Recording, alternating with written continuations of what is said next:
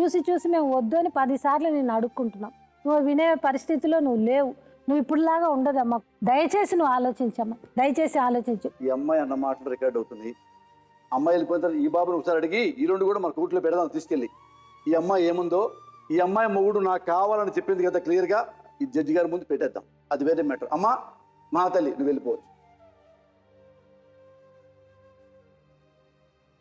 ఒకసారి నువ్వు చెప్పు, ఇప్పుడు ఈ అమ్మాయి నీ భార్య కదా, ఈ అమ్మాయి వద్దా ఆమె వెళ్ళిపోతావు నువ్వు కూడా? ఇద్దరు వాళ్ళు సార్, నాకు ఆమె వాళ్ళు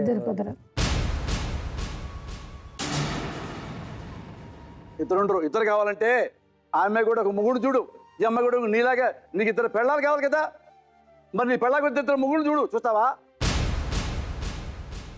6 కలిసి ఉండొచ్చు. ఏం చేశారు చేయండి, నాకైతే ఆమె కావాలి సార్.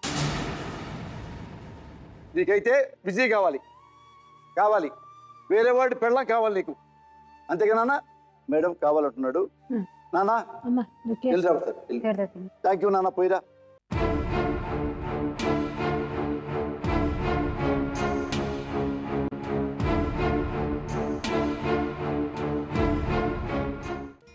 లాయర్ గారు ఏం చెప్తే అది నువ్వు చేస్తే నీ కాపురం నిలబడుతుంది, నీకు న్యాయం జరుగుతుంది.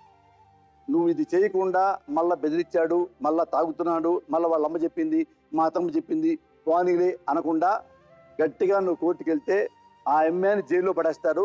ఇతను వార్నింగ్ జైలు శిక్ష పడిన తర్వాత వచ్చి నీతోనే కలవండిస్తాడు. నీతో ఉండకపోతే జైల్లో ఉంటాడు అతను. అర్థమైందా?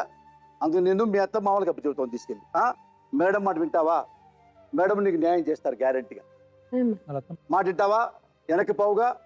నిజంగా విన్నారుగా? ఒక ఆడది విజయ. చాలా మంది మనం అనుకుంటా సొసైటీలో, అయ్యో ఆడవాళ్ళని అన్యాయం చేస్తున్నారు, ఈ మగవాళ్ళు తొక్కేస్తున్నారు, వాళ్ళ జీవితాలు చిదిమేస్తున్నారు అని చాలా మహిళా సంఘాలు కూడా మనం చూస్తున్నాం. పాపం చాలా మహిళా సంఘాలు కూడా ఆడవాళ్ళకి చాలా న్యాయం చేస్తున్నారు. కానీ ఇలాంటి ఆడదాన్ని మహిళా సంఘాలు ఎప్పుడైనా చూసి ఉంటారా?